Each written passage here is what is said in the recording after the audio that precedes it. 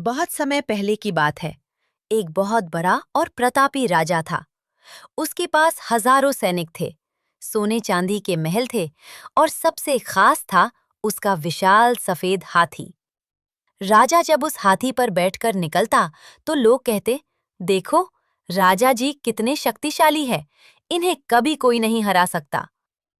राजा को अपनी शक्ति पर बहुत घमंड था।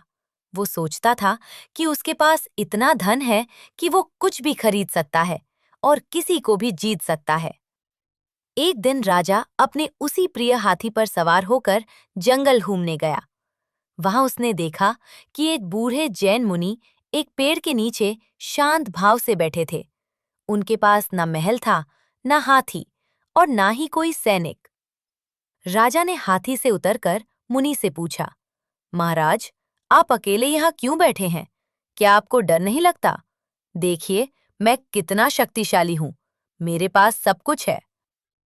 मुनि मुस्कुराए और बोले, हे राजन, याद रखना, राजा, राणा, छत्रपति, हतिन के असवार, मरना सबको एक दिन, अपनी अपनी बार। राजा पहले तो चौंक गया, फिर उसने मुनि से इसका मतलब पूछा। मुनि ने प्यार से समझाया, देखो राजन, चाहे कोई बड़ा राजा हो या हाथी की सवारी करने वाला योद्धा, इस दुनिया में कोई भी हमेशा के लिए नहीं रहने आया है।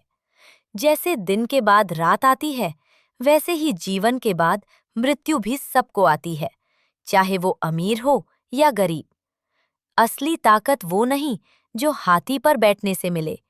असली ताकत वो है जो अपनी आत्मा को पहचानने और दूसरों की मदद करने से मिले। राजा को बात समझ में आ गई। उसने समझ लिया कि घमंड करना बेकार है। उस दिन से राजा ने अपनी शक्ति का उपयोग गरीबों की सेवा और जीवों की रक्षा में करना शुरू कर दिया।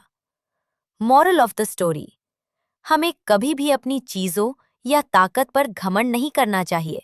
समय बहुत बलवान है और वो सबके लिए एक समान चलता है।